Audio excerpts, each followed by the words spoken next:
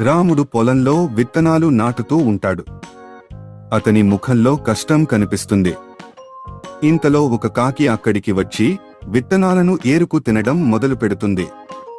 రాముడు దాన్ని తరిమేస్తాడు, కాని అది మళ్లీ తిరిగి వస్తుంది. రాముడు విసిగిపోతాడు.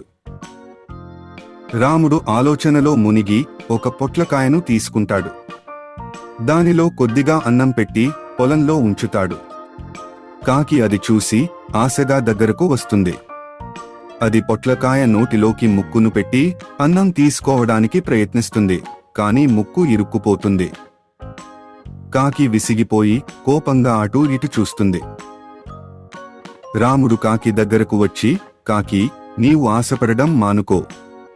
దొంగిలించి తినడం మంచిది కాదు. కష్టపడితేనే కడుపు నిండుతుంది అని శాంతంగా చెబుతాడు. కాకి తన తప్పు తెలుసుకున్నట్లు తల వంచుకుంటుంది. రాముడు దాన్ని వదిలేస్తాడు. కాకి దూరంగా వెళ్ళిపోతుంది. రాముడు కొద్దిగా అన్నం నేల మీద పెడతాడు. కాకి వచ్చి ఆ అన్నాన్ని తింటుంది. రాముడు చిరునవ్వుతో కాకిని చూస్తాడు. ఇద్దరి మధ్య స్నేహం మొదలవుతుంది.